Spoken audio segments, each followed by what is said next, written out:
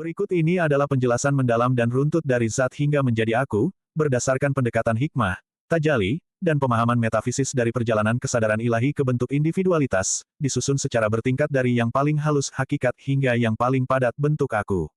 Tajalli keberadaan, urutan dari zat hingga aku. 1. Zat, realitas mutlak tanpa nama dan sifat.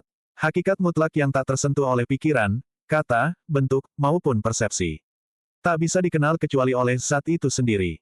Ia bukan ada, sebagaimana makhluk ada, melainkan sumber segala ada. Dalam penyaksian tertinggi, tiada selain zat. Zat adalah aku mutlak sebelum kata aku diucapkan, sebelum aku dikenali. 2. Ahadiyah, kesatuan absolut yang tak terbagi. Tahapan kesadaran pertama yang menyatakan bahwa hanya satu yang ada. Belum ada nama, belum ada ciptaan, hanya keadaan satu yang tersembunyi. Cahaya tak terungkap, namun tetap menyinari tanpa arah. Dalam ahadiyah, aku belum dikenal, karena aku belum menyatakan diri. 3. Wahdah, kesadaran diri ilahi. Zat mulai menyadari dirinya, namun belum berkehendak untuk memperlihatkan diri.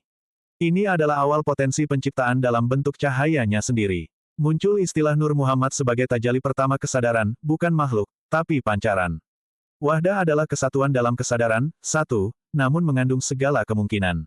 4. Wahidiyah, manifestasi sifat dan nama. Di sini, asma, nama-nama, dan sifat mulai tampak secara potensial. Ilmu, kehendak kuasa, cinta, hidup, dan sebagainya, mulai dikenali olehnya terhadap dirinya. Inilah wilayah tajalli sifat, namun belum ada ciptaan. Dalam Wahidiyah, aku menamakan diriku, bukan karena butuh dikenal, tetapi untuk memulai penciptaan. 5. Alam al-arwah, dunia ruh murni. Diciptakanlah Nur Muhammad, lalu darinya ruh-ruh seluruh makhluk. Semua ruh diambil sumpahnya, alastu bi rabbikum, bukankah aku ini Tuhanmu? Ruh adalah cahaya yang masih dekat dengan sumbernya, belum terikat jasad. Aku menyapa ruhku dengan cinta, lalu kuturunkan untuk mengalami diriku lewat hijab-hijab. 6. Alam mitsal, jabarut, dunia simbol dan cahaya. Ruh mulai menerima bentuk, keinginan, dan gambaran. Inilah alam penampakan ilusi yang halus, malaikat, simbol, dan prototipe kehidupan. Bentuk belum padat, tapi sudah bercita rasa perbedaan dan dualitas. Lebih besar dari, di sini aku melihat bayanganku dalam cermin cahaya, sebelum aku jatuh ke cermin dunia. 7. Alam malakut, jiwa, dunia emosi dan keinginan.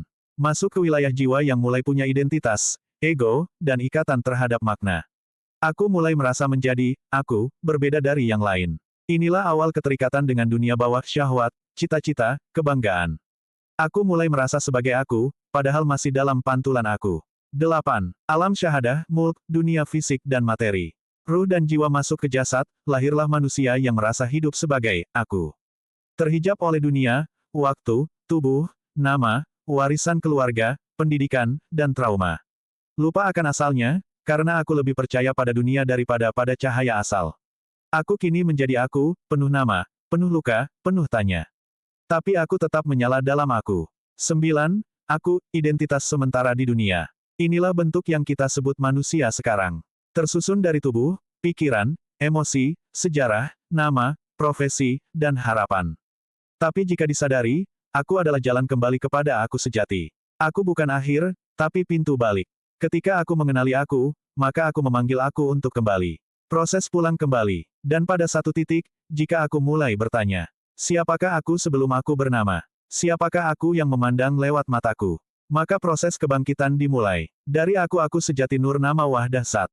Klik tombol subscribe untuk terus menerima video-video terbaru dan untuk berkumpulnya jiwa Zeus tercerahkan atau sudah masuk kepada makam kesadaran kolektif dalam makrifat sampai ke tingkat lebih tinggi.